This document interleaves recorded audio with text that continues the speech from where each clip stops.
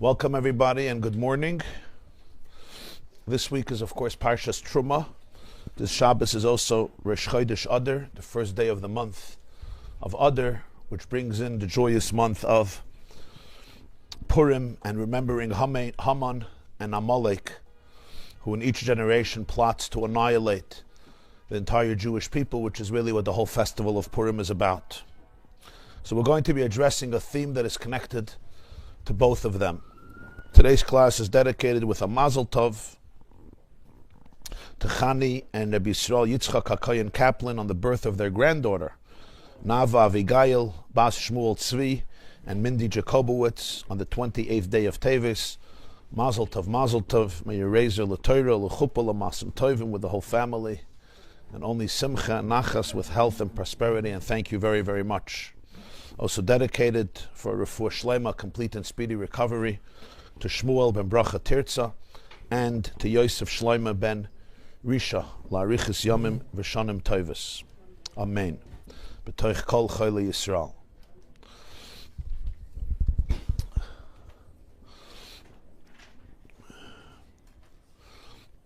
Sometimes in life, and I would say probably recently even more, we find ourselves being overtaken by very intense emotions. And sometimes these emotions are so intense, they almost feel like they're like a flood. They can flood one's brain and one's heart, and even like life itself. Sometimes emotions can be so intense, it's like, how do I remain sane and normal in all of this? And people who are more sensitive and feel deeper can even be, more deep and profound. And yet we all know that our first most commandment is to live, v'chai b'hem, to live, to bring goodness into the world, to bring light into the world, to bring redemption to the world. But we don't want to shut our hearts and numb our pain and just cut out our inner rhythm, our inner music, which emotions are really the symptom of life, right? The person, it's what we have over artificial intelligence. Like in terms of intelligence, we're not going to win the race. In terms of genius or IQ, AI has already triumphed over us. The heartbeat of the human soul is the human soul, the human heart, the human emotion, the experiential, the embodiment, the energetic of the soul inside the body.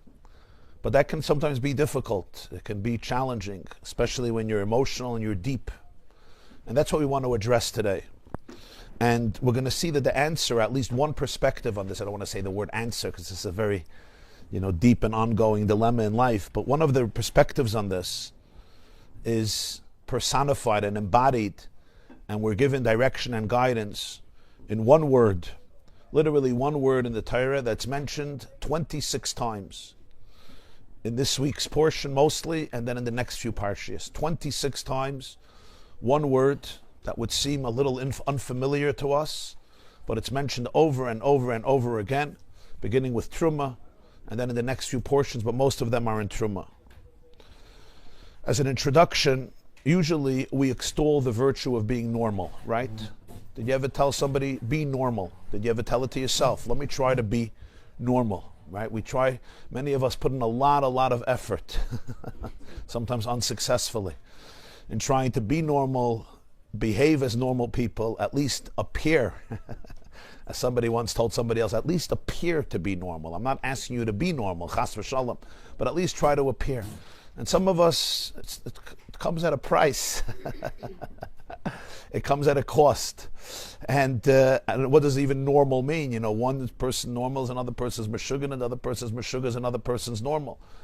Right? What is even the definition of normal? It's like on the highway, I'm always driving the right pace. The guy in front of me is too slow. The guy behind me is driving like a meshuggah, but I'm always perfect on the highway. But we're going to learn today, and it's one of the worst insults you could say on somebody in Hebrew. You say he's a shaita. Right? A shaita is an imbecile, insanity, ruach shtus. You're speaking shtusim. Shtusim means stupidity, folly. But today we're going to learn that sometimes you have to actually very consciously not be normal. This is not going to be a call to arms that everybody should completely be overwhelmed by insanity, especially you don't even have to ask people to do that usually. You didn't get my humor, okay, that's fine. It's early in the morning, before your coffee, it's fine. But it's really an internal invitation to be able to reassess what normal means. Because sometimes what many of us call normal conventionally is a trap. It's a prison. So Parshas Terumah begins the story of the construction of the Mishkan, the house for God. After all the previous portions and all of the stories and narratives and all of the laws of Mishpatim we discussed last week, comes to Terumah where the Jewish people are given a mission to construct, the first time in history, a dwelling place, a sanctuary, an abode. We call it a Mishkan from the word Veshachanti, place where the Creator says, I want to dwell amongst you, I want to dwell in the midst of you. And that's the opening of Terumah, and this will continue Parshas Terumah, and then Parshas Tetzaveh, and then part of Parshas Kisisa, and then all of most of Parshas Vayakel and Pekudei. So Terumah, Tetzaveh, Kisisa, Vayakel, Pekudei, which means the last and second half, the last 5 portions and second half of the book of Shmos, the book of Exodus, all revolve around the construction and the completion of the Mishkan, of the sanctuary. There's some other stories in the middle, especially in Kisisa, the story of the golden calf, but mostly this is the pervasive theme. How was this home built? So that's the opening of Parshas Terumah. If you look in the opening of your source sheet, the first source, Hashem speaks to Moshe. This is right the opening of Terumah. And he says, Daber el b'nei Yisrael v'yikchu li Terumah me'ez kalisha she'yidvenu libay tikchu es Terumasi. Speak to the children of Yisrael, speak to the children of Israel, to the Bnei Yisrael, and let them, v'yikchu, let them take from me gifts. Let them segregate or separate part of their assets as a gift. Me'ez kalisha she'yidvenu libay tikchu es Terumasi. The gifts should only be voluntary. In other words, this is not compelled, this is not forced, this is not a forced taxation. It's only from a person who's yidvenu liba. Yidvenu liba means your heart is moving you, your heart is generous. You want to give. Any person who wants to give, man, woman, or child, later we would see that the women dedicated more generously and came before the men. In fact, they had to schlep the men to give. That's going to be later in Parshas Vayakel, Vayavoyu ha'anashim al hanashim. The women went first and the men followed them, because it's nishka past, I guess, that you know your wife's name will be on the plaque in the entrance of the Mishkan and the husband won't be there. Well, actually no plaques, but I'm just saying it in humor. So he says, whoever is moved, whoever wants to give, tikhu, take it from them. If they don't want to give, they don't want to give. What are you asking for? This is the gift that you should take from them. Zahav, get gold. Kesef, silver. Nachayshis, copper. Tchelis is wool that is dyed with a turquoise blue, similar to indigo. Argaman would be wool that's dyed with a purple color. Telas shani is wool yarns that are crimson, dyed with a crimson color. Sheish, fine linen. And izim, which is the hair that is from goats. Okay, va'oris elim ma'adamim, tanned ram skins of ram that are tanned. Oris tchashim, the skin of an animal called tachash. Interesting, I see Sefaria translates it as dolphin skins. I never saw that before, but interesting. Okay, because there's a big argument what tchashim are. It's an unfamiliar word. And then finally, in this context, v'atzei shittim. Atzei shittim is wood that comes from a tree called shita, or in the plural it's called shittim, which is usually translated in English as acacia wood. Atzei shittim. And then the Torah goes through another few things that they brought in order to build and maintain the Mishkan. The word atzei shittim now, wood that comes from a shita tree, which is acacia wood, is mentioned 26 times. This is the first time. But you have it another 25 times. The number 26 is also significant. It's the name of the numerology of Hashem's name. Yud and Hey and Vav and Hey add up to 26. So it's significant. And the word keeps on coming up again and again, and there's a reason for it. Because most of the Mishkan was built from this type of wood. Atzei shittim. So as the Parsha continues, the first and most sacred item of the Mishkan was the Aron, the holy ark in which the tablets were placed. And the Torah says, V'asu Aron atzei shittim. What was the ark built of? It was built of atzei shittim. It was built from acacia wood. You had the shulchan, the table. That's where the lechem hapanim, the showbread, was on. They would eat it every Shabbos, change it once a week. 12 loaves of bread on the shulchan. What was the shulchan made out of? Again, atzei shittim, acacia wood. The Aron, the ark, had poles, staves, padim. The shulchan had poles. When they needed to transport them, they carried them with poles. What were the poles made out of? Atzei shittim, acacia wood. The main structure of the Mishkan was called the krashim. Krashim are beams. That was basically the foundation of the entire Mishkan. You had 48 krashim, 48 beams. On the south and on the north, you had 20 on each side. And then you had on the west another 6. And then you had in the 2 corners, southwest, northwest, another 2. Altogether 48 krashim. What were these beams made up of? And the answer is, the Torah says that you should make vasises akrashim lamishkan atzei shittim oimdim. They were all made from acacia wood. Everything was atzei shittim. So this is the actual foundation that encompassed and surrounded the structure of the Mishkan.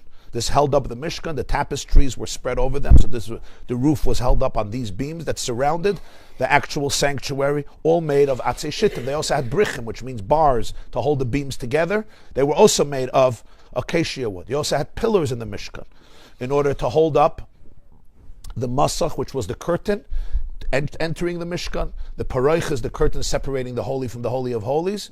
What were these beams made out of? And again, of course, atzei shittim. You had altars. You had 2 altars in the Mishkan. You had an internal mizbeach and an outer mizbeach. An internal mizbeach means in the roof part, which was called mizbeach hapnimi, mizbeach haktoris, where they burnt incense. That was made from atzei shittim, acacia wood. The outer altar on which they brought the offerings every day in the courtyard was also built from atzei shittim, all from acacia wood. And the poles, again, to transport them was all made from acacia wood. So this really means that the primary material from which much of the Mishkan was constructed, often it was also plated with gold, but that was only the cover. The actual structure itself was usually atzei shittim, acacia wood. An exception is the menorah, the candelabra, which was made from pure gold. The kiyar, the washing basin, which was made from copper. But as we could see, most of the important and central vessels and the very structure of the Mishkan is atzei shittim. The question is, what was the yichus? What was the prominence and the significance of acacia wood? That this was what was used primarily to build the home of Hashem. Now, many studies have been written over the years, especially in recent times, to identify what are these atzei shittim. Which wood exactly did they use? So usually, as I said, we translate it as acacia wood. But that itself doesn't yet give us an answer, because I don't know if you know, but how many species of acacia wood are there in the world? And the answer is close to 1,100. 1,100. It's interesting, right?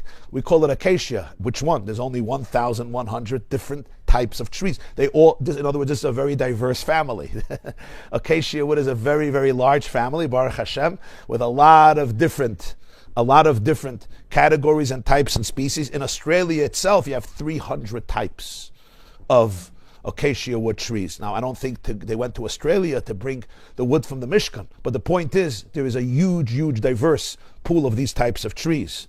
So, usually, they're under the umbrella of what is also known in Hebrew as arazim, cedar trees, and it's usually types of trees that don't produce any fruit. I mean, some of the acacia trees have what looks like small berries, but they're not edible to people. And there would be a good reason to use acacia wood from a practical point of view because of the durability. They are simply very, very durable. So acacia has proven itself to be an extremely durable wood that has a very long lifespan. It has density and its hardness make it perfect material for heavy use pieces, whether it's dining tables, whether it's dining benches, and in this case, it would be for the Mishkan, especially they would have to transport it and move it around from place to place, and you wanted it to remain pristine and beautiful and gorgeous and glamorous, even though it was plated, and mainly to remain strong and hard, so this would be an extremely, extremely good option. Some people suggest that probably they use what's called in Hebrew shita malbina. Shita is the name of the tree in Hebrew, shita, or shitim in plural. It's called shita malbina's white acacia. White acacia is a species that is very, very popular. And the reason that was suggested is because every beam was very tall. Every beam of the Mishkan was 10 amos. 10 amos is around 15 feet. So you can't have a small tree. If you need pillars made of wood, and each one is approximately 15 feet, because 10 amos is around 15 feet, good of a take. That was the height of the pillars of the Mishkan, 10 amos. Each kerish was 10 amos. So you had to have a tree that can produce those types of trunks, and the white acacia would fit that model. Some people say it was Shitas Haya'ar, which is known as the Nile acacia, Acacia nilatica, I think it's called in science, nilatica.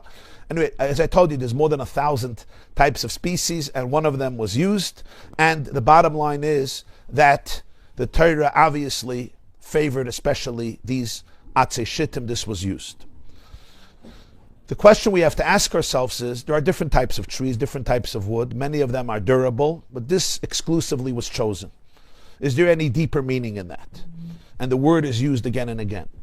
So as always, and as we did last week when we spoke about cooking, Vayazed, Mazid, Esav, Yaakov, cooking, and then murder, intentional, unintentional, we always look, is this word ever used again in Chumash in another context? Do we ever have the word shittim? Yeah? Very good. Very good. We have a quintessential teacher here. Ah, exactly. I know. She's still a teacher. A teacher remains a teacher. It's in the bones. And the answer is, of course, we have the story, we have the name Shittim in a very different context, and actually in a very tragic story. And that's much later in Chumash. It's in Parshas Balak.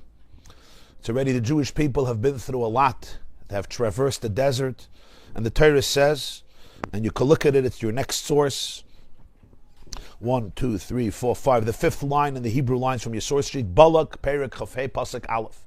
This is Numbers chapter 25, Sefer Bamidbar, Perek, Chafei, the end of Balak. Vayeshev Yisrael Bashittim. The Jewish people dwell in a place called Shittim. Here, obviously, Shittim is not a tree. They all didn't dwell in a tree or a type of wood. Here, Shittim is a geographical location that was given this name. Why was it given this name? Is it possible? We do know that some acacia wood species grow in the wilderness. There are some. Is it possible that, or at least near the wilderness, is it possible that in this place there was a huge amount or quantity of Shitta trees, acacia wood, and that's why it's called Shittim, or maybe another reason, but something happens there. The nation begins having promiscuous relationships with the girls, the daughters of Moab. And then these women invite the Jewish people to start slaughtering and making sacrifices to their pagan gods. And indeed, many of the Jews fall prey and begin prostrating themselves to these gods. And here suddenly, this is a whole new plot that the daughters of Moab and the daughters of Midian, and Chazal say this was one of Bilam's ideas, was to seduce the Jewish men en masse. And this really, it wasn't just a few individuals, it captivated and affected thousands and thousands of men who were enthralled by these women from Moab and Midian, which also brought not only from adultery, it went into idolatry and paganism. All of this happens in the place called Shittim. So you say, okay, it's just a coincidence, it's just a random, there's no connection with the Mishkan, 26 times Shittim, Shittim, Shittim. But it's always curious when you see the same word and you see that Shittim is so prevalent in the Sefer Shmos, and then suddenly in Bamidbar it becomes a place where there's a disaster, and then there's a plague that breaks out, and then Pinchas goes and kills Zimri and Cosby, and people want to kill Pinchas. I mean, it's a tragic story. This is where Shittim suddenly occupies another significant place in the stories of the Torah. It's interesting, we have it once more at the end of Maseh, when it goes through the 42 encampments. It also says that the Jewish people dwelled near the Jordan River, from a place called Beis HaYeshimas till Avel HaShittim. Once we graduate Chumash and we get into Nevi'im, in the opening of Yeshua chapter 2, you may remember the story. Yeshua sent 2 spies to scout Eretz Yisrael before the conquest. They come to Yericho, they come to a woman named Rachav. She's called Isha Zoina, whatever that means, there's different translations, and they stay in her home. And the question is, where did Yeshua send them from? So the Tanakh says, Vayishlach Yeshua benun min hashittim. He sent these 2 spies from a place called Shittim. So indeed, we open up the Medrash, and the Medrash says, of course there's a connection. Not only is there a connection, the whole reason why the Mishkan was built from Atzei Shittim is because of that story in Shittim. Now you would think, 1 second, this is 40 years apart. The Mishkan was built in the beginning of their journey in the desert, shortly after the giving of the Torah. The story at the end of Balak is already as they traverse the desert and they're about to go into Eretz Yisrael. 4 decades have passed. So what's the connection? But somehow the Medrash sees that there's a deep connection here. And let's see what the Medrash says. Your next source is Medrash Tanchuma, Parshas Terumah Tes. It's one of the famous Medrashim is known as Medrash Rabbi Tanchuma. And over there he says as follows: Mikulam loy nivchar ela hashita bilvad. From all the trees, and we're not talking about fruit trees. Obviously, you're not going to use those trees for the Mishkan. But from all the cedar trees, and from all of the what's known as Hebrew lanei srak, which means trees that are not used for fruits, but they're good for wood, for building, for carpentry, for construction. The Torah chose the shita, the acacia. Shenema atzei shittim. Lama kayriyasam atzei shittim. Why do they give it this name shittim? Kedei lerapos mashasidin lases b'shittim. This is to heal what will happen one day in a place called Shittim. Shenemer vayeshev Yisrael b'shittim in Bamidbar, where they begin this promiscuous, seductive, immoral relations with the daughters of Moav. V'loi toimar ba'aron she'asa Moshe. Don't only think that this wood needed to be used for the ark that Moshe built with Betzalel. That aron was made of shittim. Elafilu kol aron she'Yisrael oisin tzrichim litin erez shel shita boy. Any ark that a Jew builds, you have to put in some shita wood. He calls it here erez because it's part of the family of cedars. Cedars is a very, very extended family of tall, powerful trees. And acacia is one aspect of that, one branch, pun intended, of this large family. So you need to put an erez shel shita, which means you need a little bit of a shita, acacia wood. You got to put that in the aron. This is so interesting. Somehow the Medrash sees that story in Shittim as such a central story that the whole Mishkan was built from Atzei Shittim 40 years before to heal what's going to happen 40 years later. First of all, how do you heal 40 years earlier what's going to happen later? Obviously, healing works in different directions, right? Sometimes you heal retroactively, sometimes you heal in advance, sometimes you heal from the past to the future, from the future to the past. It's also interesting that the word is lerapos, to heal. There's a healing that's needed here. What's the healing that's needed? You would think it was just people get caught up with different cravings and addictions that are very powerful temptations. But he uses the word lerapos. And how does Atzei Shittim heal that? When you use acacia wood, how does it heal it? And he says every ark that they built had to have this. In other words, this is a very central theme. If you look in the next source, Tanchuma Terumah Yud, which is the next section in Tanchuma, he goes further. He says, let me tell you something else about Atzei Shittim. Shittim Heim asu shtus. The word shittim comes from the word shtus. What does shtus mean? Shtus means insanity. A shaita, right, is, as I said before, someone who's a fool, is an imbecile. There's an insanity there. We call, in Hebrew you say, atam medaber shtuyot. You know what that means? I don't know if there's a good word in English for that. Nonsense, yeah. Stupidity, rubbish, absurdity. Shtuyot v'havalim. Tafsik litnahekem mar shaita. All these words in Aramaic, we have a word shatya. Again, it's all the same word. We'll soon see how it's connected to the word shita, when you have a shita. You would think a shita is the opposite of insanity. Huh?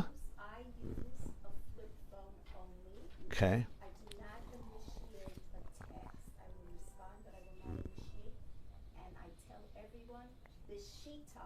B'shita. Very good. Yeah. Yes. So the Medrash says something fascinating. Heim asu shtus v'hichisuni be'egel. They committed a shtus, which means folly, and they provoked me with the calf, the golden calf. Yavoyu atzei shittim v'yichapru al shtuson. So let the atzei shittim come and atone, forgive, heal the shtus. So suddenly we realize that the atzei shittim come from the word shtus, insanity.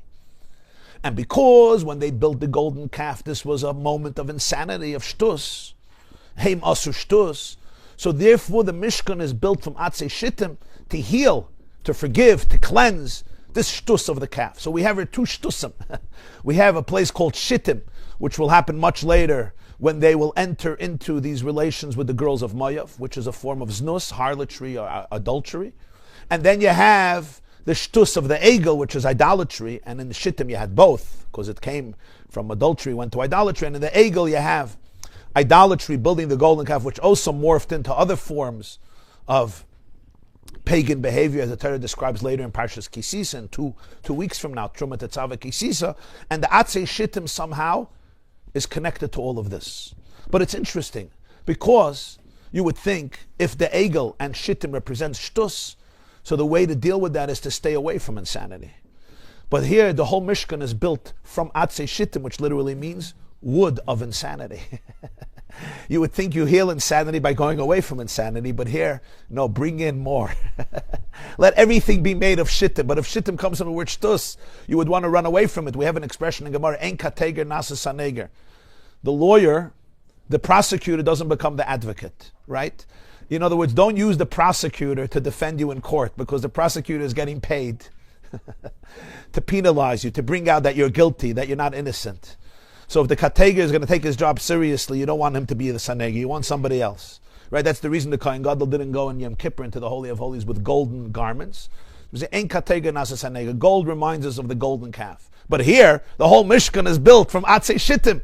When you say you want to heal from the shtus, so it's almost like you're going deeper into Shittim in order to heal you from the shtus, from insanity. But don't you heal insanity through sanity, or maybe not?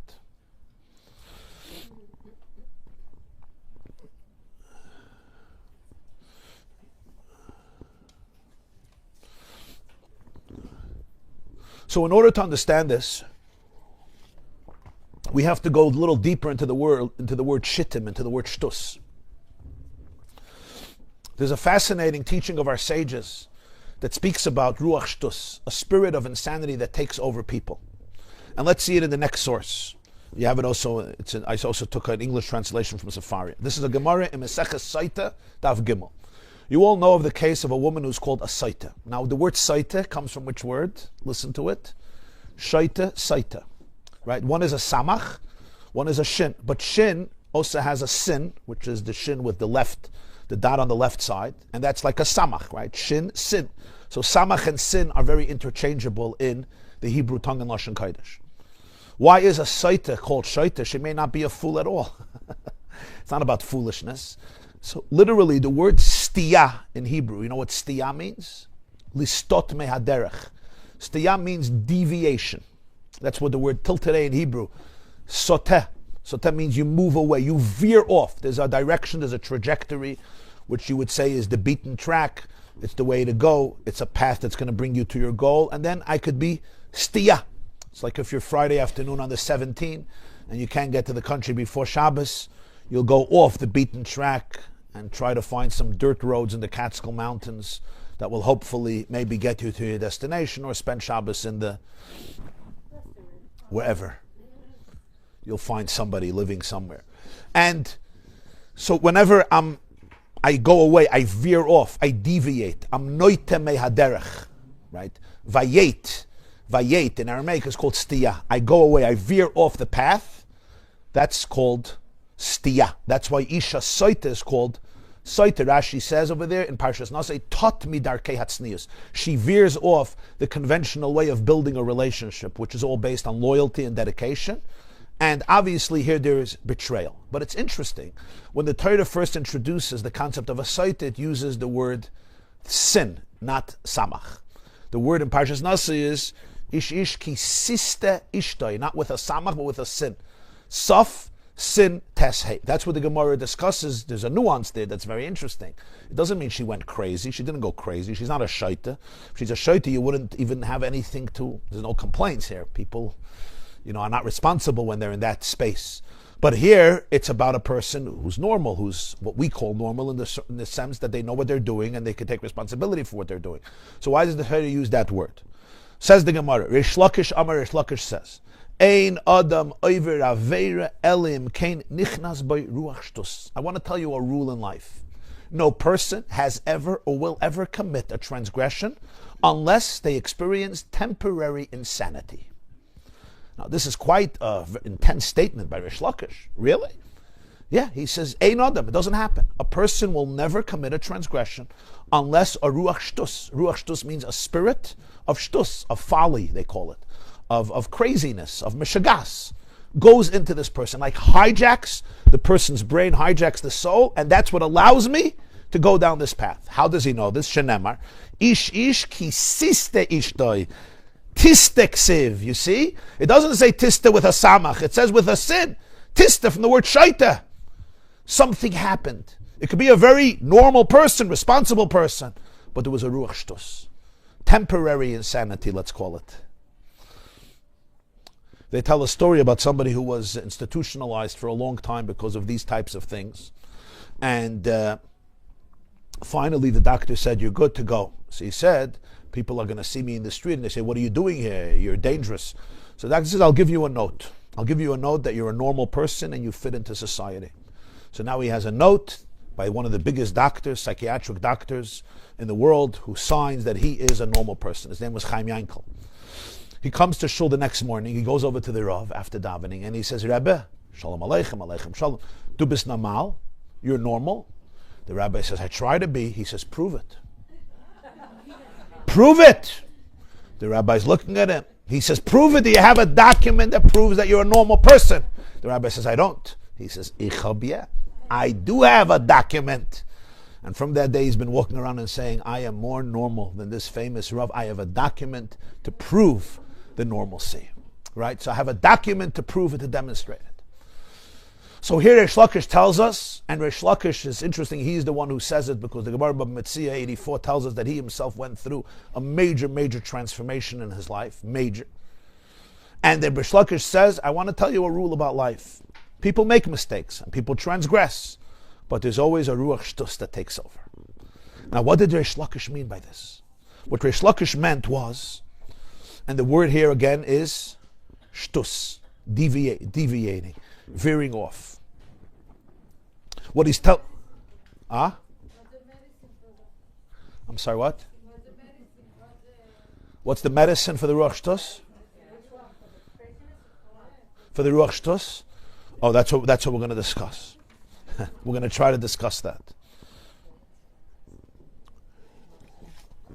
What Reish Lakish says, and the more you live life and you work on yourself, you see every day how correct Reish Lakish is.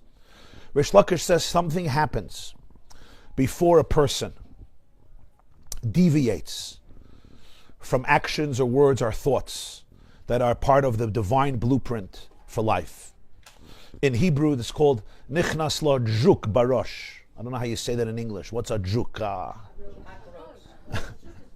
A cockroach. So in English, it doesn't really work. You don't say a cockroach, but you say a bug, yeah.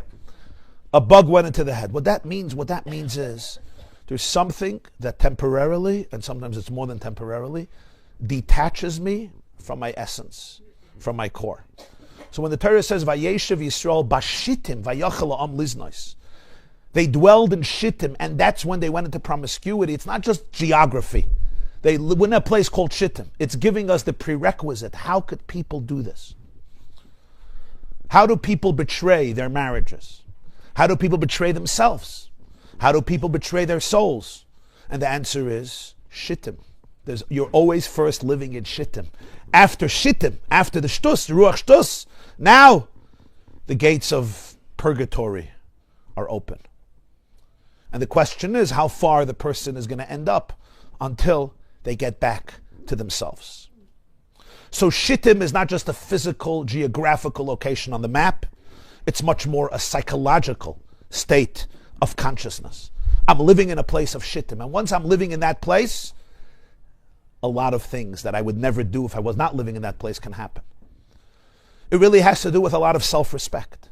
When you are connected to yourself, when you're anchored in your own life force and energy, you know right away, this doesn't belong to me. I'm not going down this rabbit hole. Been there, done it. And that's what Reish Lakish is saying. Been there, done it. I'm not talking abstract theology. Reish Lakish, in fact, the Gemara says, he lived the life of a gangster. He was a mafiosa guy. He was a gladiator, Chazal say. Rashi says. And what happened? The Gemara says in Bab Metzir, Rabbi Yochanan, who was considered the greatest sage of the time, the editor of Talmud Yerushalmi, was bathing in the Jordan River. I don't know if any of you were in the Jordan River, but he was bathing in the Jordan River. And the Gemara says Rabbi Yochanan was one of the most beautiful, gorgeous people alive in the generation. Rabbi Yochanan said that he had the visage of Yaakov, who had the visage of Adam. It was stunning. It was like sunlight to look at Rabbi Yochanan. And Rish Lakish saw him bathing in the Jordan River. And what does he do? He jumps into the Jordan River, and he wants to, as the Gemara says, he wants to do something very immoral, extremely immoral. And, what does it exactly mean? Rashi says Rabbi Yochanan didn't have a beard, so maybe he thought Rabbi Yochanan was a woman, or there may be other interpretations. He jumps in, and he was such a powerful person. As he jumps into the river, it was such a powerful leap. He's right near Rabbi Yochanan. Now, you would think, if you were Rabbi Yochanan, what would you do?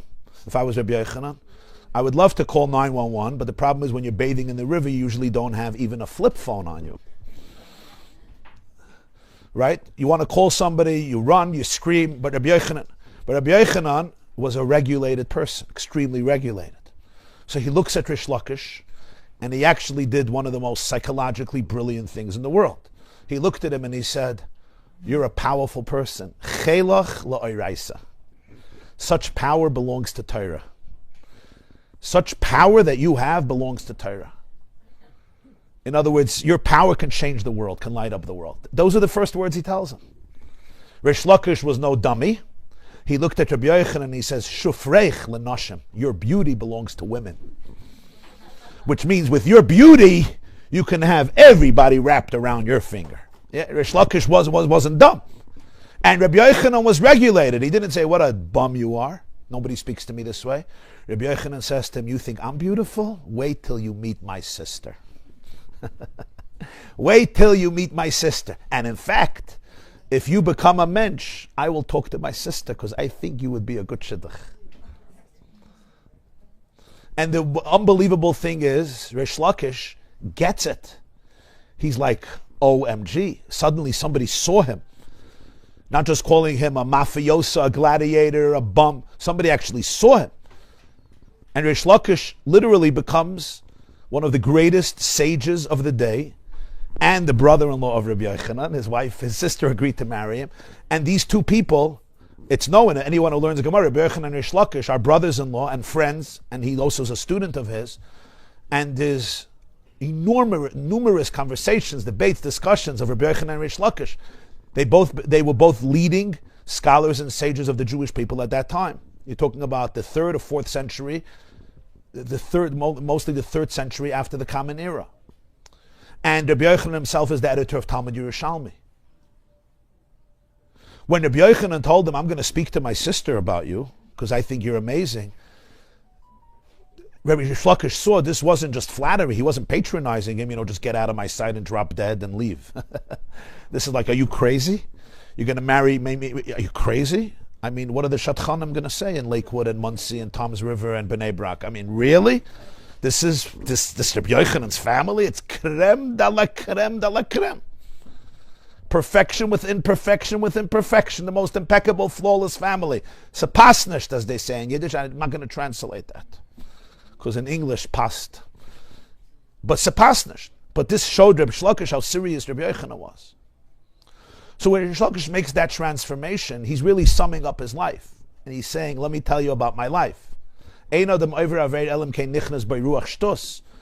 talking about other people. He was talking from personal experience. A person can sometimes live their entire life and do great things, but they're detached. Everything, in fact, they built up was a form of numbing, of detaching themselves from themselves. In fact, if I don't know who I am, I can create an entire life, an entire career, and a very successful career. But it's really, I'm a shell of a person. Because the person who's doing all of these things is doing it from a place of disconnect. And sometimes the more disconnected I feel, the more I need to forge identities and replace this pain and numbness with becoming even more busy and more productive. What am I building? I'm building a house of cards. I'm building Pisim and Ramses, which will fall apart. And that's a very, very deep question. The Ruach Shtus here doesn't mean that I'm suddenly administered into a psychiatric ward because I'm behaving like a Meshuggah. I could be the most normal person. But there's an insanity here. There's an insanity here because I am not in touch with my music. My wife once sent me a clip from somebody, a line. What is the definition of love? Love is learning the song in somebody else's heart and singing it back to them when they have forgotten it. But to be able to do that for somebody else, you have to be able to do that for yourself. Did you learn the song in your own heart, and do you know how to sing that back to yourself when you have forgotten your own song? Then I can do that for somebody else. And that's called internal love. It's self-love in a very powerful and beautiful way. The Ruach Shtus is, I'm disconnected. I veer off. What we call a shaita, we're not here talking about the conventional shaita, somebody who's behaving in a crazy way. I may be behaving in a very, very normal and attractive way, right? In fact, I've built a way of doing it in such a sly and clever way that nobody realizes that there's something off, and even I don't realize there's something off. That's how suppressed I am, or that's how repressed I am, that's how disconnected I am. You know, the worst forms of disconnection is when you don't know you're disconnected. If I feel that I'm disconnected, there's a torture there. There's something motivating me. Get back, get back. You left home. You're lost. You're soita. You're shaita. Come back. Go back into yourself. Right? Come back home. Come back to your essence. Get back to your song. Play that song that will bring you back to yourself. Do what? You like? Yeah. Okay. You see, you got it. You got it. But if I don't even know that I have forgotten my song, if I've forgotten my song, you know how there's a song you remember, you knew that you knew, and you remember that you don't remember it, and you're like, But what happens if I forget that I forgot? And now I replace my real song with fake songs that feel good for a few minutes. That's the tragedy of Ruach Shtus. And Rabbi Yosef says, why would anybody be over an Aveda? Why would anybody take their energy, their divine gift, their time, their resources, their koiches, their soul, their body, which are all sacred, divine, infinite energies, and squander it and put it even for 5 minutes into something that is actually nauseating? Like, why would I do that? You say, yeah, what's the big deal? He said, that's Ruach Shtus. Those words. What's the big deal? There's a disassociation. There's a disconnect. It's not coming because a person is, in Yiddish, it's called nervin. Nervin is nerves, but nervin is incessant mental anxiety. That's not what it's not about anxiety. Like, I can't do this, where I'm a hypochondriac and I'm neurotic about everything. We're not talking about that. It's coming from a place that's also a Ruach Shtus, right? It could morph into OCD. That's opposite Ruach Shtus. That's the person becomes so obsessive. Again, there's no self anymore. What Reish Lakish is talking about is connections that come from a very deep, silent place of awareness, and there's a calmness there. There's a regulation there. That's how you know there's a difference between being frum and being connected to God. It's not always the same thing. Being frum could just be I have to prove myself to myself and to others, and I'm completely dysregulated, and I'm obsessive, and it ends up in a very negative relationship towards Hashem and Yiddishkeit. This is a very, very different place. You right away see, is there a bliss here? Is there a connection? Are you singing your song? And does this song speak to your soul? And nobody knows it necessarily, but you know it. Your soul knows it. And that Reish Lakish is talking about this Ruach Shtus that can really, really cause me to veer off. Not anybody else's path, but my path. That's what we speak about stiyah. I'm not going away from your path, but I'm going away from my path. It's like I eat foods that are not good for my blood type. They're not good for somebody else, this food may be incredible. Like cheesecake. For everybody, it seems wonderful. But for me, depression. I just have to know that. I come to a bris, it's beautiful. You know how they put out those cheesecakes at the bris? You know what I mean? And it looks beautiful. But I know, at least, and everybody's eating, not everybody, a lot of people are eating it. And with a coffee. And it's like messianic. But I've been there. Yeah, you agree. But I've been there. And I know that the Messiah lasts for like 6 minutes. And afterwards it's like boom. And the same is true with so many other, that's a little example, or maybe not a little example for some of us, but the same is true in so many other areas in life. There's a disconnect. And it happens often. And Reish Lakish is not saying it doesn't happen. He's just saying, but do you have the mechanism to catch yourself? To see it, to say, oh wow, I just got lost. And it's literally, you're driving. Today we have wonderful examples with whole technology. So it used to be that when you drove and you had to go to somewhere, you had to get directions. You remember those good old days where you stopped in a gas station for like 45 minutes and missed the whole wedding because you got directions, but your husband, of course, wasn't listening. So instead of right, and I already know what he knows, right? So he didn't put in that right. So he didn't make that right, and therefore you ended up in Miami when the chasana was in California. You remember that wedding? Thank God Waze and Google Maps have saved so much shalom bayis arguments in the car. I thought you were listening. No, you were listening. Well, you're the man. You're supposed to. No, you're the one who thinks you know everything. So Baruch Hashem, today we have Google Maps and Waze, and those days are over. Those days are over. Only if you listen to what Waze says. But some people are chachamim. They don't listen. I know better. Don't tell me how to get to Borough Park. I know how to get to Borough Park. I've been doing this for 45 years. So we don't listen to GPS, which is God's positioning system, because I know better. Yeah. I've told some people they shouldn't have a woman's voice because men get allergic. Like, stop telling me what to do. I'm just joking. But in any case, the bottom line is, right? Sometimes I'm a little vertracht, and I didn't realize sometimes it's hard with Google Maps. You don't see that right? You make a right that's early, you make a right that's later. But what's the mile? It does recalculate. You went off, okay. So it took 2 minutes long. You're going to get back. In life, it's exactly the same thing. It's not a problem. That's what tshuva means. What does the word tshuva mean? Return. Tshuva doesn't mean repentance. Lashuv. What's lashuv? To return. Where are you returning to? You're returning to the path of your song. You're returning your song. You're returning to your music. You're returning to your soul. You're returning to yourself. Tashuv hey. Tshuva is tashuv hey. Hey are the 5 levels of the soul. Nefesh, ruach, neshama, chai, yichid. In English it's called the quintessence. Quint is 5 in the Greek. Quintessence. Because the 5th level is your yichid, your core. You're coming back to all the 5 levels of your soul, all the way back to your core. So Rabbi Shlakish learns this all out from that word, siste ishtai, ruach shtus. But of course, he's not only seeing it in one word in the pasuk. He's really telling us the story of his life from his own experience. When Rabbi Yochanan told him, your strength belongs to Torah, what did Reish Lakish hear in that? He heard that Rabbi Yochanan was holding the song that he forgot. That's what he heard. He didn't hear a brilliant guy who was judging him and telling him, wow, you're a really sick man. You don't offer your sister, if you're a normal person, to a sick man. You want your sister to have an amazing, beautiful life. You offer your sister to the best guy around, right? That's what you all did. I know a bacher, he's amazing. That's what you do to your sister. You do for a sister. So obviously Reish Lakish saw this. Somebody saw him, but didn't see him on the outside, saw him on the inside. Saw him beyond the temporary insanity, beyond the ruach shtus.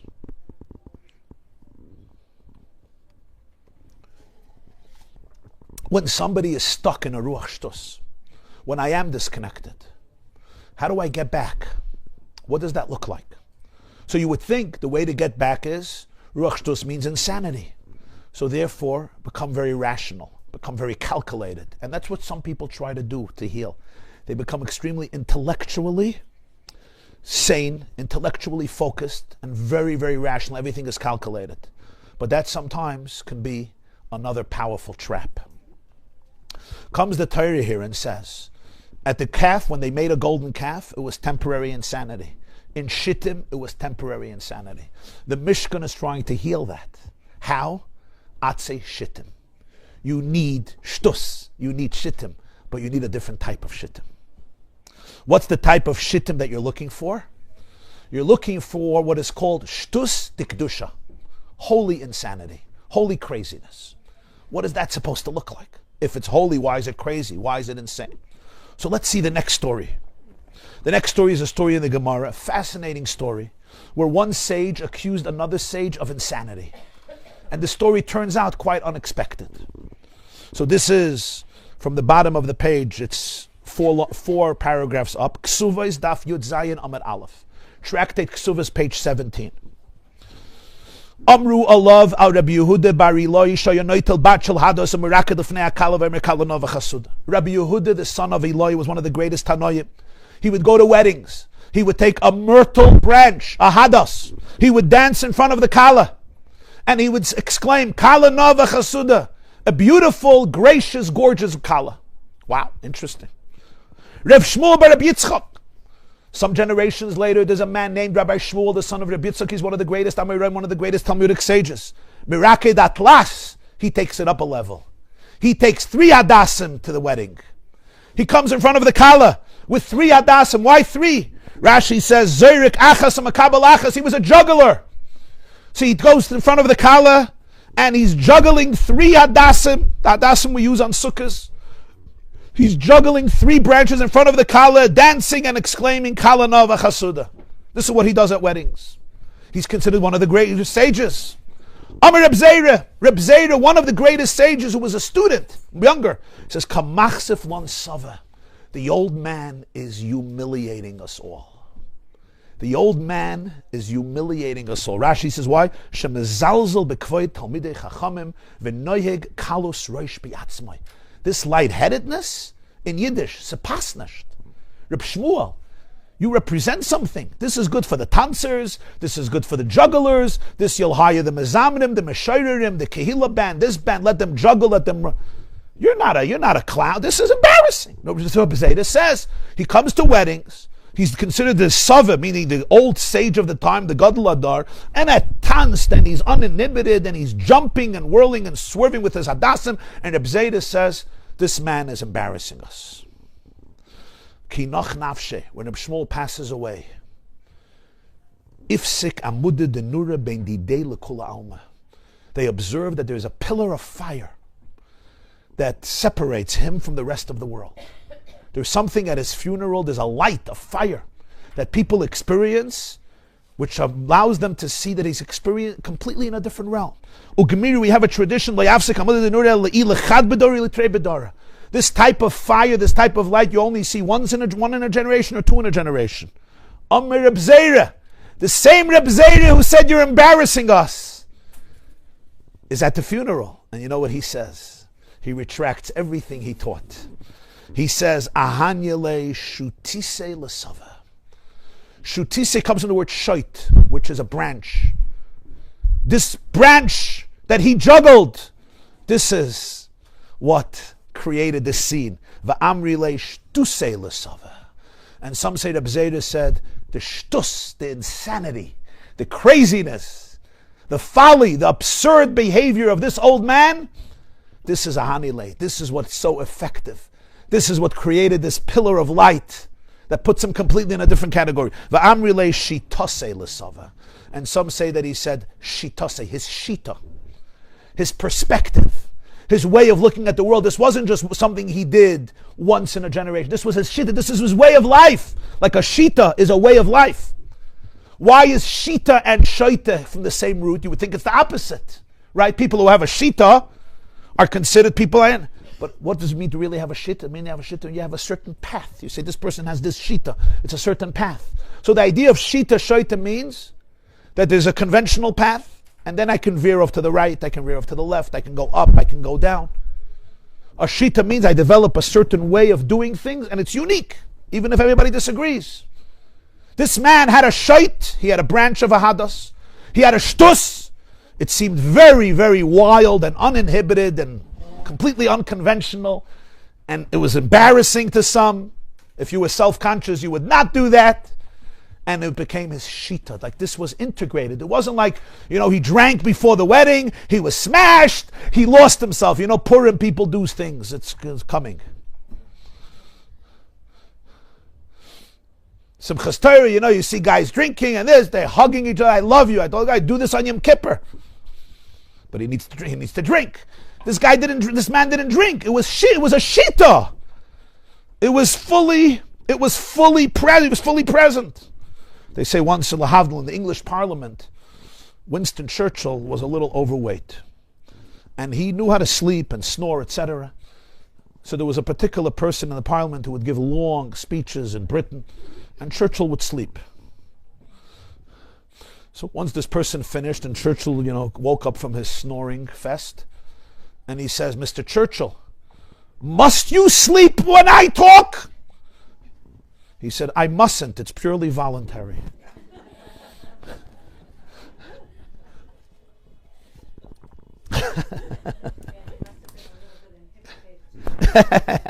Somebody once called him a drunk in the parliament. You're a drunk because he liked drinking.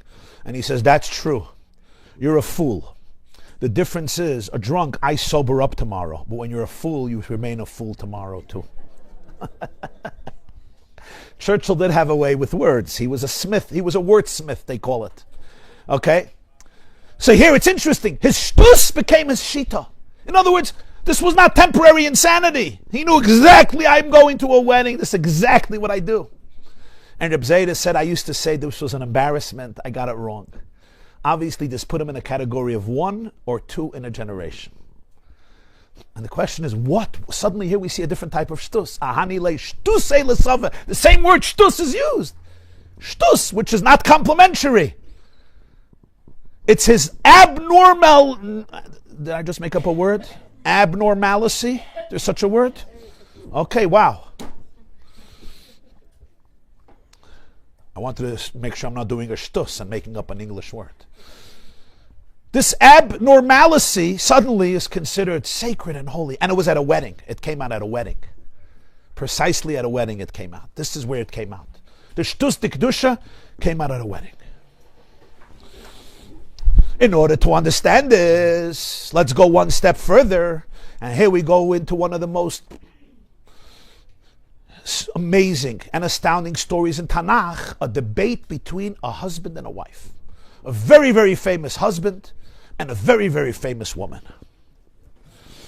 The husband's name is David HaMelech, King David. His wife's name is Michal. She comes from very prominent lineage. She's the daughter of Shaul HaMelech, the first king of Israel, the first king of the Jewish people. She's his daughter Michal. She's his youngest daughter. Shaul had a few sons and 2 daughters. The oldest daughter Meirav, the youngest daughter Michal. He also had 3 sons, 5 children, and she is the baby, the Mozinik. So at her wedding there was a Mozinik dance. You want to know which wedding? Yeah. Palti Ben Laish. We once spoke about. Yeah. There's a debate. Whenever there's a debate in Tanakh between a husband and a wife, you have to listen. Because there's not many, so when they are, they're really prototypes, they're archetypes. But before we see what the debate is, we have to know one amazing thing. And that is, in the entire Tanakh, we learn about men who love their wives. Not so often does it say explicitly, but it does. It says Yitzchak loved Rivka, Vayavel. It says Yaakov loved Rachel. Vayav gamas Rachel mi Leah. He loved also Rachel, which means he loved Leah, but he loved Rachel more. And we have throughout Tanakh husbands that the Torah explicitly tells us that they love their wives. We don't even have one example, and I'm not saying it didn't exist, but it's interesting that it doesn't say, telling us that the wife loved the husband. Now you would say it's automatic. If Yitzchak loved Rivka, Rivka loved Yitzchak. If Yaakov loved Rachel, Rachel loved Yaakov. But the Torah doesn't say it with one exception. And you know who that is? Michal. The only woman in the entire Tanakh where it says that she loved her husband was Michal bas Shaul. And they say, why Michal? It's a good question. But obviously the fact that it's the only place means that there was something very, very deep about Michal's connection to David. So you see Shmuel Aleph Yud Ches Perek Chaf Vatehav Michal bas Shaul as David. The only such example in the whole Tanakh. Michal loved David. Vayagidu l'Shaul. They told this to Shaul. Vayisha David beinav. He liked it. And Michal married Shaul. How do we see? Why would the Tanakh say this about Michal? So later it becomes quite obvious why. Because naturally, a daughter's loyalty growing up is to her father. Especially when your father is the king. Michal betrayed that loyalty only because of David. Because Shaul didn't like David at some point. And Shaul sent messengers to seize David at night. And what did Michal do? She took David. She sent him out through the window, a side window. She told him, get out of here. She put an image of a person in the bed. They came, they see the man. She says he's very, very sick. Just leave him alone. In the meantime, he gets to escape. They come back to Shaul. They say, your son-in-law is very sick. Bring him to me sick. They pick up the blanket, and there's no man there. And Shaul asks Michal, why would you betray me this way? And she makes up a story. She's like, he wanted to kill me, whatever, I had to do it. But obviously she saves his life. So Michal really demonstrates not just dedication, but a loyalty that is very, very powerful, because her father was the active king. He wasn't a king, in reserve. King emeritus, president emeritus. He was the active king, and it was her father. So Michal had something very deep for David, which is why the next story becomes so astounding and so telling, because you're not talking about two people who didn't have a connection, who didn't have a relationship. And not only that, when David ran away, Shaul took Michal and gave her to somebody else, Palti ben Laish. We spoke about this at another shir. The Gemara says that they never got close to each other. And after David became the king, he asks if Michal could come back, and she comes back to him. And that's when this next story happens. David fights the Philistines, the Plishtim, and he liberates the Aron, the ark. This Aron that was made from Atzei Shittim. He liberates from the Plishtim. And he's finally bringing it back to the Jewish people. He's bringing it back to Ir David. Remember, there's no Beis HaMikdash yet. So it's going to Ir David, to the city of David. And the Tanakh in Shmuel Beis, Perek Vav, describes the parade, the procession of this Aron to Ir David. And take a look how the Tanakh describes it. Amazing words. Second to the last line in your source sheet. Shmuel Beis, Perek Vav. V'David mecharker b'chol oiz l'fnei Adonai v'David chager eifod bad. David whirled, he danced with all of his might before Hashem. David was girt with a linen ephod, with a linen apron, which was usually the garment used for prophet. Prophets would wear this. So David is wearing this very open garment, this apron, and he's mecharker. You know what the word mecharker means? It doesn't say meraked. Mecharker means what you would say, you'll forgive me, but you'll see why I'm using these words, jumping like a madman. You would say this person is really like, what is this guy on? He was whirling, he was swerving, he wasn't just dancing, people could dance as fakert, it's a whole, show game. I'm not going to do it now because I'm not a dancer. I'm not a professional dancer. There was a guy who once told the rabbi that he needs a job. He's out of a job. So the rabbi says, do you have any offers? He says, yeah, I have an offer to sing and I have an offer to dance. So the rabbi said, you should become a singer. He says, why, you heard me sing? He said, no, but I saw you dance.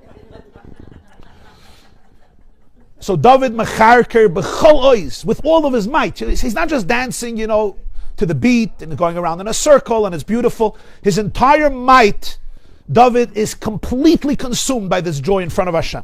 David and the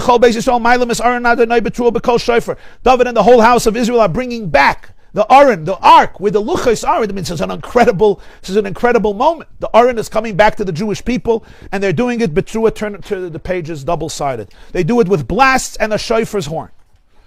V'haya aroin Hashem ba'ir David u'Michal bas Shaul nishkefa ba'ad hachaloin. V'ateiris hamelech David mefazes u'mecharke lefnei Hashem v'ativez loy beliba. As the ark enters the city of David, Michal, suddenly we hear about the queen, even though it's not really relevant to the story. She's in her house and she looks out of the window. Now, interesting, why is this detail relevant? She looks out the window. What happened with the window with her? Remember what she used the window for? She saved him through the window. It could have just said she looked. We know she looked through the window. What if she opened the door? And what if she went outside? And what if she was watching a live stream? How she looked. Oh, there were no live streams. Okay, we'll scratch that. When it says in Tanakh she looked out the window, you need to know she looked out the window. There was a window. She saved him through the window. So this window also reminded her of their connection. And what does she see through the window? She sees that her husband is mefazes. He's leaping. He's whirling before Hashem. And she is despising it. Vatives loy. She's embarrassed. Very good. Vayives Esav es Abchora. We learned last week. Vayives Esav Abchora. Right? Esav was diminished at Abchora. Or it says Vayives Haman. And here the same word is used. It was a bizayon. Vatives loy. Vatives loy means she was ashamed of her husband. It was so demeaning. Her husband was in such vatives loy. She became like what you would call a little nauseated or not a little, vatives. She was embarrassed by her husband. Ekeldik. It was ekeldik in her heart. A good Jewish wife doesn't keep her emotions to herself. for 40 years and then come out in therapy. I've been holding back because I was trying to keep the family together. She actually told him exactly what she thought. I don't know if you should always practice this at home, but you'll talk to the people close to you and figure it out. But it's much better than keeping it inside for 50 years and then you plots and you're dead. Vayoshev David levarech his beisai. David comes home to greet his household. Now beisai yizu ishta, he comes home and he's expecting, right? What are you expecting when what's your husband expect when he comes home? Shalom aleichem, what a simcha, shtetl, And David, I never knew how well you dance. You are incredible. Wow, you should go to the Olympics. That dance is so athletic. I mean, I knew you were a warrior and courageous, but David, my heart was quelling with joy. I'm just imagining a conversation that did not happen. It did not happen. This girl, this woman was quite sharp with her husband. And remember, the Torah is very explicit, the Navi. Mefazes or mecharker. Doesn't say miraket. Mefazes is like pozez, piziza. You know what that means? Completely wild, out of hand, uninhibited. We could understand what Michal is thinking. Like David, you would say he lost it. Some Mefarshim say means he was whistling. This was wild. This was really crazy. So he comes home, Vatetzi Michal bas Shaul across David. Michal comes out to meet David. And you see, every time it says her name, it also says who her father was. At this point, I know who she is. But it keeps on saying, Michal bas Shaul, Michal bas Shaul. You need to know that she was Shaul's daughter. She's very royal, exactly. She's a royal woman. She's not a from peasant. She's not a peasant. This is what she says to him. Now this is, I'm going to tell you, if you ever think you know how to make a snidey remark and be cynical, like, take some lessons, okay? She doesn't say, I'm embarrassed with you. It's like worse. She's like, Ma nichbad hayoim melech Yisrael, asher nigla hayoim le'enei am hois avodav ki golois niglois achad harekim. How honorable and respectful for the king of the Jewish people to expose himself today in front of all the slave girls, in front of all the maidservants, as riffraff, as an empty, as a rake, as a pusta keli. The king of the Jewish people, holding up the honor of God and Torah and Judaism, the king, everyone is in awe and reverence, and you exposed yourself ka'echad harekim. You know what a rake is? A pusta ladygayer. Exactly. How do you say ladygayer in English? A ladygayer. Like a homeless, jobless doormat. Huh? A bum. What did you say? Yeah, a bum in the Bowery. Very good. And in front of everybody, you want to do this here, in front of Achad Amois, in front of everybody. Wow. And she says, Ma nichbad, this is respect. You really gave us all respect. David responds. He's not snidey, he's actually very vulnerable and very authentic. And he actually explains to her what happened. But something interesting happens. He starts talking about her father. Now, usually when people start talking about your parents, when you're having a conversation about them, we all know what the psychologist is going to tell you. Your father. But we see his answer, it's not coming from a place of, you and your father and your Zayd and your Elta Zayd, like you all have issues and get it, Because he's very sincere and vulnerable, but he speaks about her father. Vayomer David el Michal. And he starts off with two words. He says, Lifnei Hashem. This was before God. I wasn't just dancing, I was dancing before God. Asher bochar bi me'avicho mikol beisai letzavos oisi noged elam Hashem al Yisrael. Hashem chose me instead of your father and appointed me the king of the Jewish people. V'sichakti lifnei Hashem. I was quelling, I was dancing, I was laughing, I was enjoying, I was whirling, dancing away in front of Hashem. The second time, lifnei Hashem. And then he says, Unekaloisi oid mizois. You want to know something? I would be even more lightheaded. I would be happy to dishonor myself even more. Vayisi shuffle be'enai, and be even more humble in my own eyes. V'imaimayis hasher amart imam ikaveda. the slave girls, the maid servants you're worried about, that I'm going to humiliate myself in front of these women? They're not my sisters, they're not my aunts, they're not my grandmothers. These women, maid servants, maybe some of them not even Jewish, I'm going to embarrass them. You want to know? It's with these people that I'm going to be honored. Imami kaveda. It's with these people I'm going to be honored. The end of conversation. And the Tanakh ends this chapter with a very, very sad note. Ula Michal bas Shaul hayol al yeled ad yom moisa. And Michal bas Shaul did not have a child until she died. What's the connection? Who's talking about that? Right after with a vav. Ula Michal. It's almost like the end, and that's the end of the story. What just happened here? Maybe. It's interesting. Rashi interprets this that she already had children, because we have other Mamorei Chazal that say that she had children. In fact, she has another name in Tanakh called Eglah, had a few children. So what's happening? So Rashi says it means after this story she didn't have a child. That's one interpretation. Another interpretation is till the day of her death.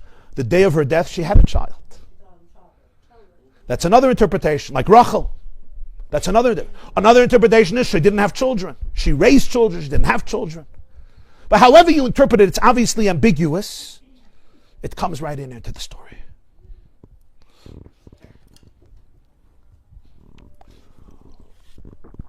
So very, very briefly, it's this very story that describes exactly a very profound argument. And again, this is coming from a woman who loved David dearly. I was going to say, what happened to that? Nothing happened. That's exactly the point. She still loves somebody. That doesn't mean you always approve of it. Exactly. Sometimes it's the opposite. When you really love somebody, it's harder for you. If you don't love them so much, okay. Yeah, my husband, yeah, we know. You know, like, tell a wife, yeah, Shine, yeah, tell me another story, Shine. You know, you could just see it in the eyes, like, yeah, okay, thank you. You and Columbus discovered America and my husband. Thank you. I know this from 1492. I don't need your mices. Because of the deep relationship, the argument is not an emotional argument that he didn't like her, she didn't like him, so they fight about everything. When a husband and wife unfortunately don't like each other, everything becomes an argument. Where do we go for Pesach? Let's fight. Where do we go for Shabbos? Let's fight again. Where do we send our kids? Everything is a smoke screen, because this is very important. When there's no trust in a marriage, everything becomes a smoke screen. Should there be internet in the house? Let's fight. Because it's not about internet, it's not about Pesach, it's not about Shabbos. It's about you're triggering me, I'm triggering you. That's what has to be dealt with. Once there's trust and love, you'll figure out where to go for Pesach. I promise you, come to my hotel. Or not, whatever, I'm joking. You'll figure it out. You'll figure out where to go for Shabbos. You'll figure out where to go for Yom Tov. You'll figure out what to do with the internet in the house. Shut it down for the whole city. So we can all be spared with your shita. The point here is that David and Michal have a deep connection. So the argument is not about, I'll say anything to criticize you. You danced, not good. You didn't dance, you're so boring. Your husband dances too much, he's wild. I mean, he's drunk. He's not dancing. Why are you so inhibited? You have such a big ego. You're so self-conscious. Forget about yourself. It's like, how do you win? No. Emotionally, they were deeply connected. She looked out that window, which tells her she saved his life. And why did she save his life? Because she loved him and she knew who this person was. She knew that her father didn't see her husband the way she saw him. And that happens. The way a wife can see a husband's greatness is sometimes one in the world. Sometimes, if there's a deep relationship, a spouse can see in a spouse what their parents didn't see in them. Again, not always, but that's often the case, because a spouse can really, if there is space and there's patience and there's serenity and there's deep work, sometimes fathers and mothers are caught up in their own nachas expectations and they don't really see who their children are. And sometimes it takes a great spouse to be able to notice in a spouse who they are, see them and bring it out. Obviously, Michal saw in David what Shaul did not. And she told Shaul, you don't get David HaMelech. And she knew the truth about David HaMelech. And we all know the truth about David. David HaMelech was the fourth leg of the Merkava. Avram, Yitzchak, Yaakov, and David, the fourth leg of the chariot. David Melech Yisrael, Chai v'Kayim till today. David's book of Tehillim is not only a bestseller in the Jewish world, but it's the timeless Jewish diary. It's the timeless diary of the Jewish soul. Your grandmother in Poland and in Russia and in Galicia and in Hungary and in Lithuania, when she had a good day and a bad day, she opened a Tehillim. And this has been done since the days of David HaMelech. So David HaMelech captures the core soul, and he's called Ne'im Zmiris Yisrael. He's not only, the poet laureate of the Jewish people. He is the mouthpiece for the Jewish song, for the Jewish music. And Michal sees this. Not only that, the Gemara tells us in Maseches Eruvin that Michal was one woman in history. You know what was unique? She used to put on tefillin. Michal Bas Shaul used to put on tefillin. And there's a whole discussion, was it right, was it not right? And most of the sages completely approved, which only tells you that Michal's state of consciousness was really, really unique. And here, Michal is arguing with David HaMelech. Not to spite him. But she's saying, David, there's something very off about what just happened. You embarrassed yourself. And David disagrees with her. Yeah, he embarrassed her. He embarrassed the kingdom. He embarrassed God. He embarrassed the Jewish people. The king represents the people.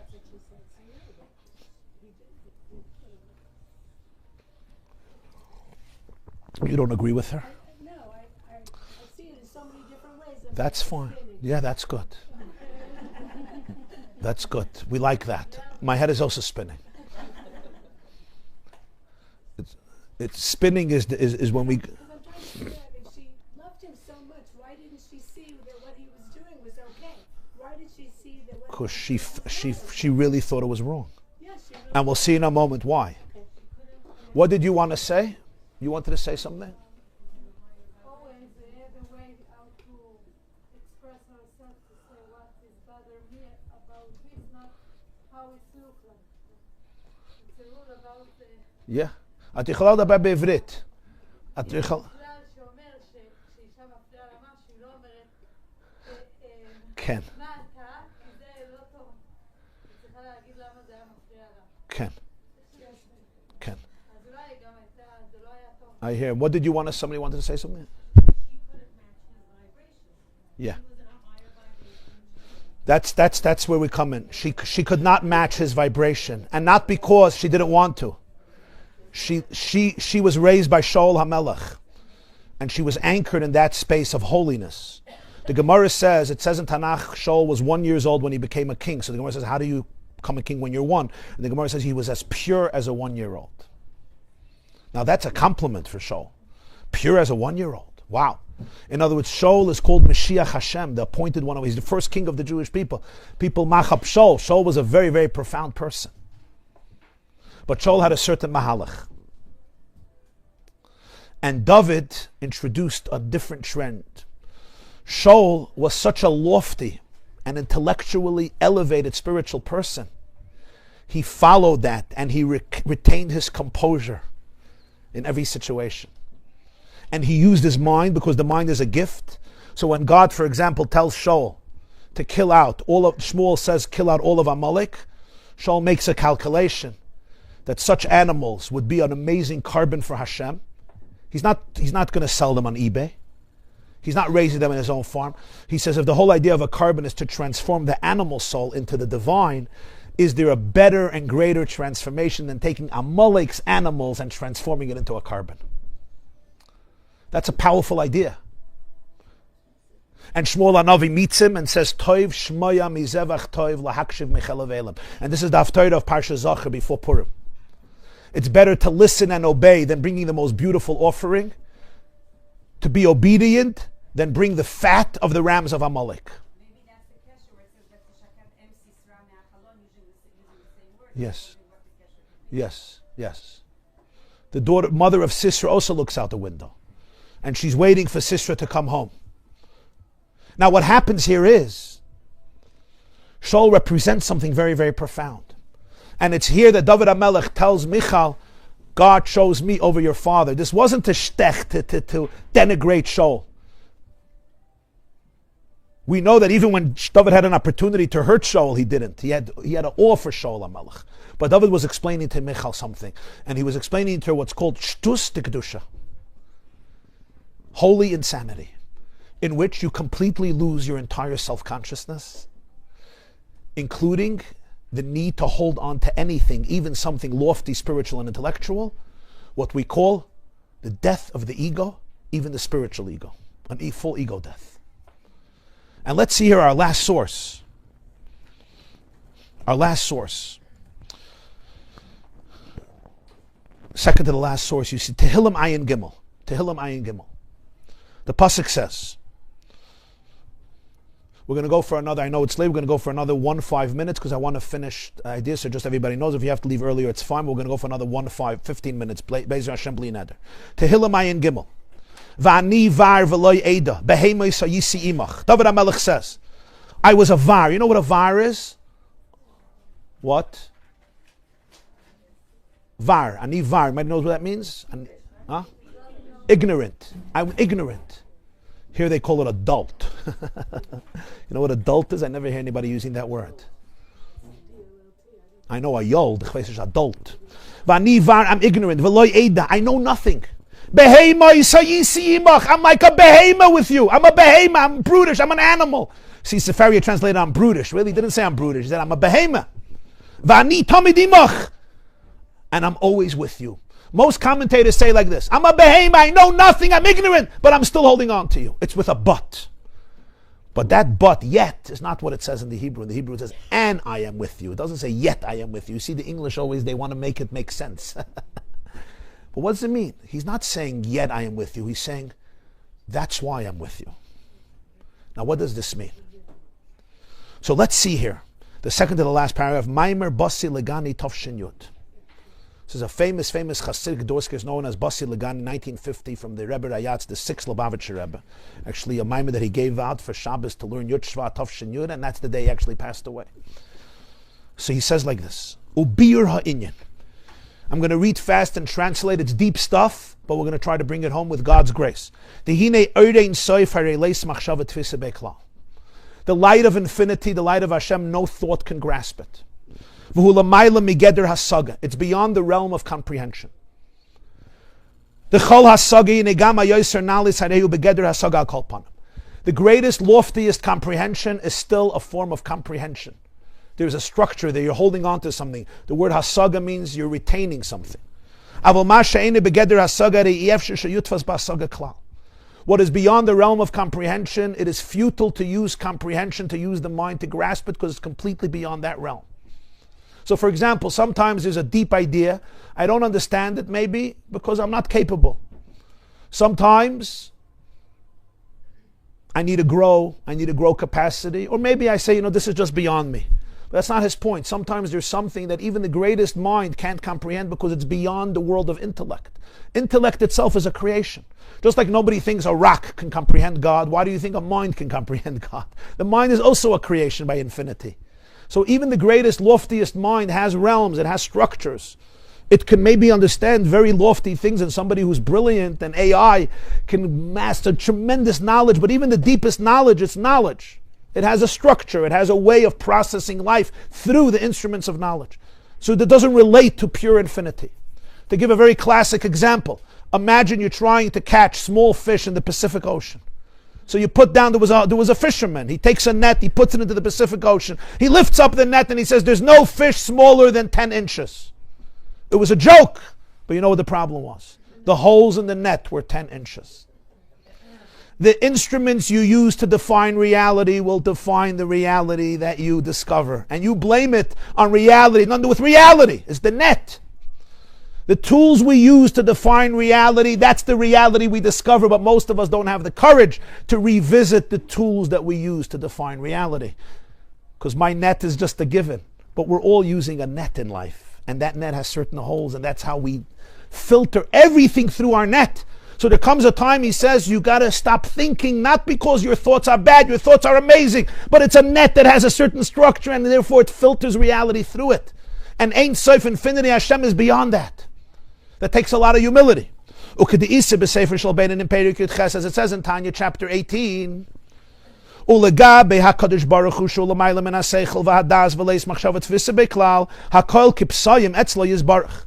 relative to Hashem, who's beyond seichel, beyond us, and no thought can grasp him, everybody is like a fool. What does it mean everybody like a fool? The Tanakh says, Shlomo Melech says, Pesi yamin lechol davar. Fools believe everything. Arum yavin davar la'ashure. Wise people want to understand. If I'm a fool, I believe everything. So usually that's an insult, because a fool believes. Don't be a fool. Don't be intellectually lazy. Use your mind. He says that's all if you're talking about something you can understand. But if you're talking about something that's beyond comprehension, to be a fool is the only way to go. That's the most intelligent thing in the world. Why? Because if you're using your mind, you're actually distancing yourself from the reality. Ukediksiv, we come back to Tehillim, Ani var v'loy eida behemois hayisimach v'ani tamid imach. Keloymar, shebazeh shani baru behemois ani tamid imach. David HaMelech says, you know why I'm always with you? Because I accept my ignorance. Because I could be like a behemoth. I could be with the simplicity of the animal, the behemoth. Because I don't need to understand. Because I have the ability to surrender my mind over and over and over and over again, I can always hold on to you. It's not despite the fact that I'm like a behemoth, I'm still with you. That's why I'm with you. In other words, what blocks me from the experience of infinity is that I'm trying to put it into my box. I'm trying to put it into my brain. I'm trying to fit it into my character, to my intellectualism, to my way of looking at the world, and you go crazy from it. Life is mysterious. History is mysterious. The deepest truths of life are infinite. They're completely beyond us. How do I touch that? Surrender. Surrender. Surrender. Surrender doesn't come from weakness. If you're surrendering to a tyrant or to an emissary meshugana, that's weakness. If you're surrendering to infinity, there's nothing more intelligent. There's nothing more powerful, because it allows you to become a channel for infinity. It allows you to be in touch with your rhythm of life, which is pure, coming from Ein Sof. Leis machshava tfisa bei. No thought can grasp it. Why are you using your thoughts? It's hard for us people, especially Jews. We love using our brains. We like figuring things out. You know why? Part of it is I want to remain small, narrow, and in control. What my brain understands, I could control. It's very hard to be in a world where it's unpredictable. So I keep things in control. Even when somebody comes into the room, I want to control the conversation. I do it unconsciously, but I always want to be in control. To be in a real relationship is vulnerable. It means to be fully present. I don't know what's going to happen the next moment. I'm not going to control it. I'm not going to expect it. I'm going to be fully here right now, full presence. Try it. You'll see it's vulnerable. How do I know? Your brain is right away going to come into hijack. And what do? Don't argue. Surrender. You surrender. And you surrender with your body, not with your brain. Because if the brain says, okay, I'm going to surrender because I think it makes sense, you're done. We surrender that too. We surrender the intellectual trying to tell me that now I'm going to surrender because it wants control of the situation. And you can actually breathe into the feeling of surrender. And you'll see, following the frequency of surrender comes trust, comes love, comes faith, comes bliss. It's a different surrender. David HaMelech turns to Michal. Okay, 1 second. He says, if you want to touch the essence of Hashem, surrender your tam v'das. That's called shtus. This is good shtus. This is holy insanity. This is powerful insanity. This is where the ego death. There's no self-consciousness. I'm not trying to protect anything. I can actually have fun. I can actually really be present with people. You're open. Your heart is open. I'm not trying to figure things out. My heart is beating. I could lose myself in the ecstasy of reality. How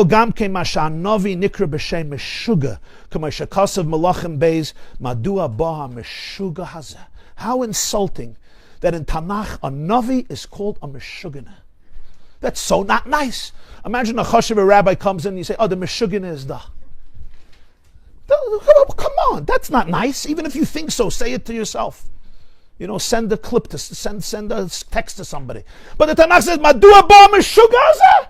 We call a prophet a Meshugana. Elisha.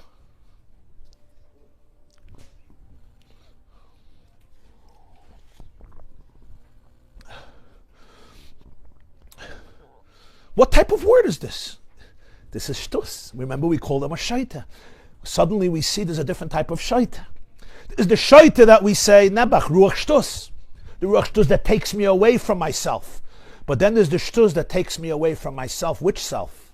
My ego, my controlling self. Ego is easing God out, easing greatness out.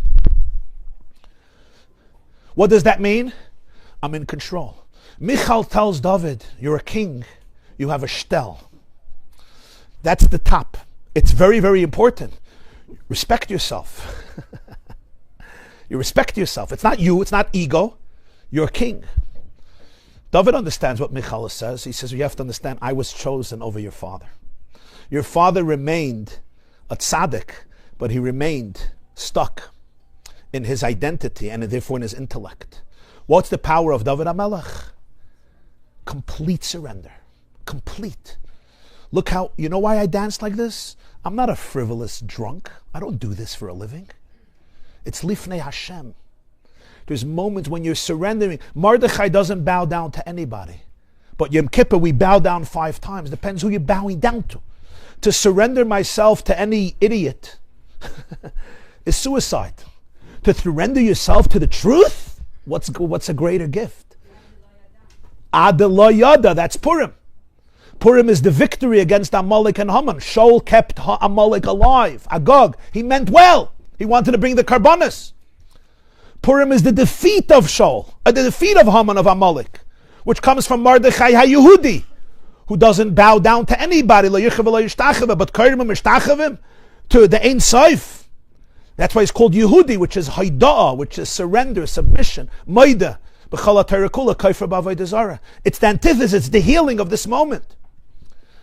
And then the Tanakh says, Michal doesn't have a child afterwards. It's not just biologically, it's saying something existentially.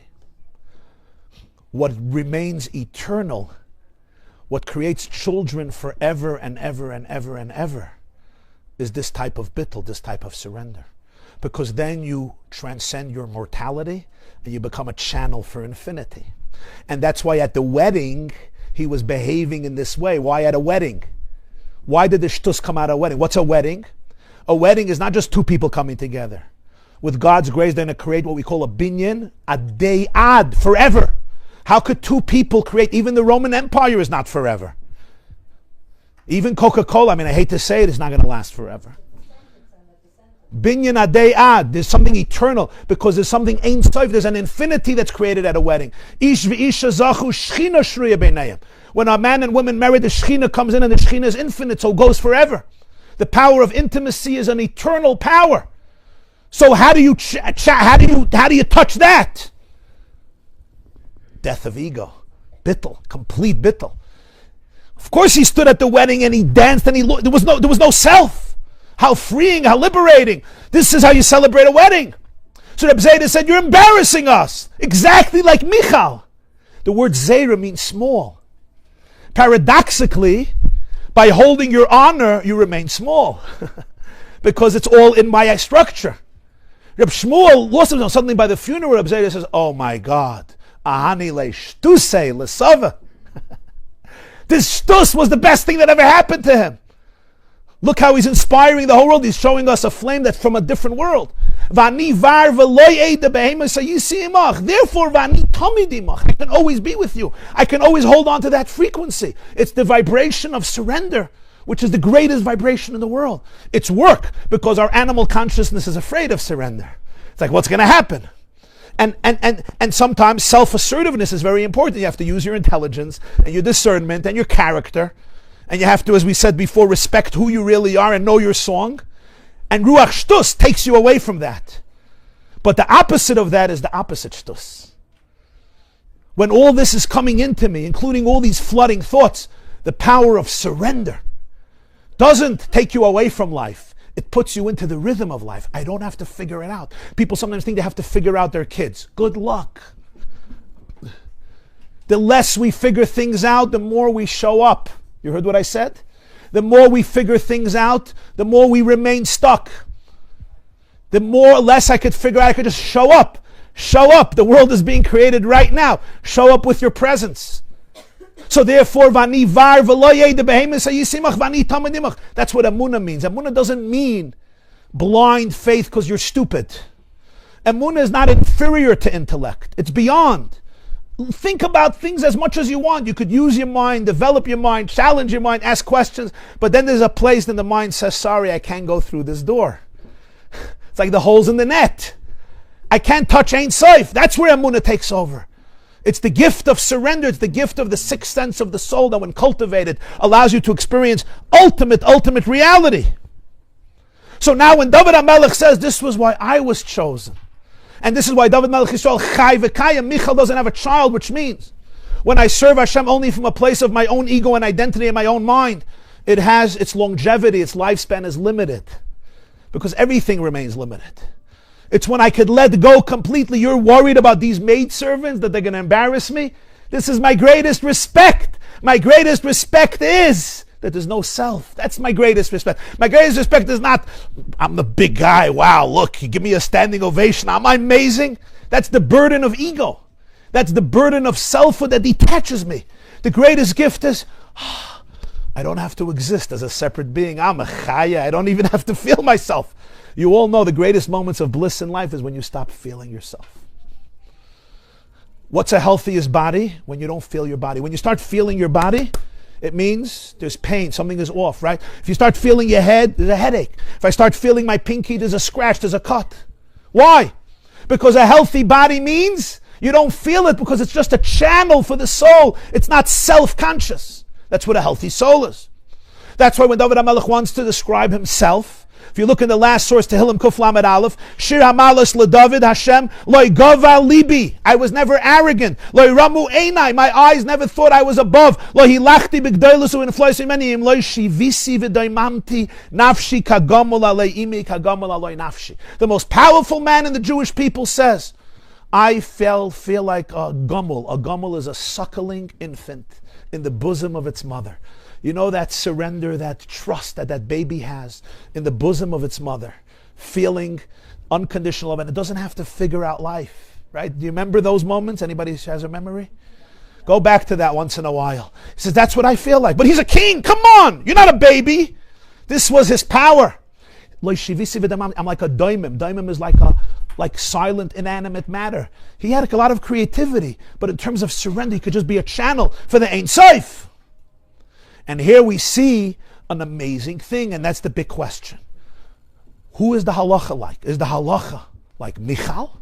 Or the halacha is like David? Usually God told the Avos, listen to your wives. Whatever Sarah says, listen. Here David actually argues with Michal. And the Torah gives a commentary and says, and Michal's future is in jeopardy. So the Rambam, the great halachic leader of the Jewish people, gives us the verdict of the story. And this is going to be the last source. And these words of the Rambam are very powerful, because people usually see the Rambam as an ultimate rationalist, very logical, and he was a great philosopher. But here suddenly you see the other side of the Rambam. So this is Rambam Hilchos Lulav. It's in the middle of the page. You see Rambam Hilchos Lulav, mamish in the middle of the page. The Rambam says like this: Hasimcha sheyismach adam basiyas hamitzvah b'avas hakel shetziva ben avoda g'doy. The joy that a person has when he does a mitzvah and loves God who gave us the mitzvah is tremendous avodah. It's great work. Somebody who prevents themselves from this simcha, they're depriving themselves from so much. And there's negative results. Whoever is arrogant,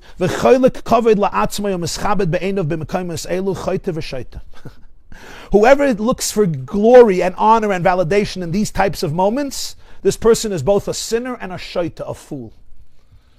Shlomo said, in front of the king, don't try to be impressive. Somebody who knows how to humble themselves and become completely uninhibited in these moments, this is the true, great, respectable person who experiences love.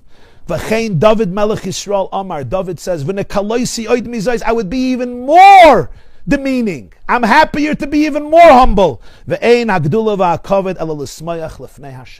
only true greatness and glory and honor in life is to celebrate joyously, uninhibitedly before God. Shenemar, HaMelech David mefazez u'mecharker lifnei Hashem. It's interesting, this is how he ends Hilchos Lulav, which is of course part of the Simcha of Sukkot. But it's interesting, the Rambam says, somebody who refuses to do this is a chayta and a shaita.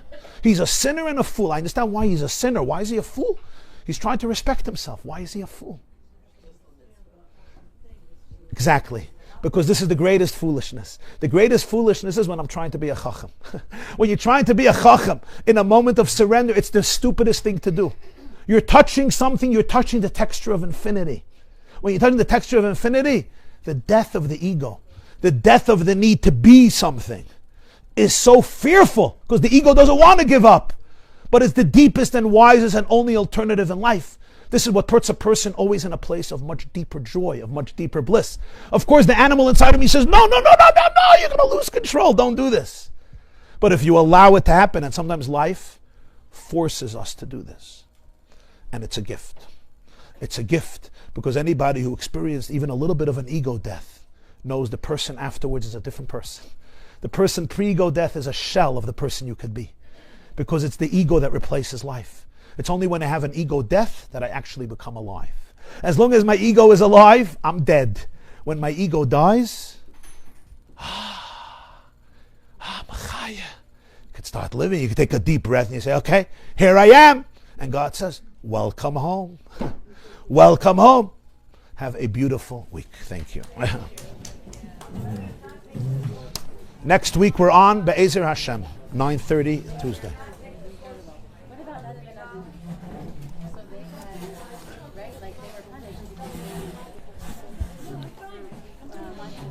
Right, so Nadav and Avihu, it wasn't really a punishment. The Or HaChaim says that they wanted to kiss God, and they actually wanted they were very holy. We call it a sin because the purpose of life is to embody Hashem in this world and not to escape. Yeah, sure. Thank you for coming. Thank you.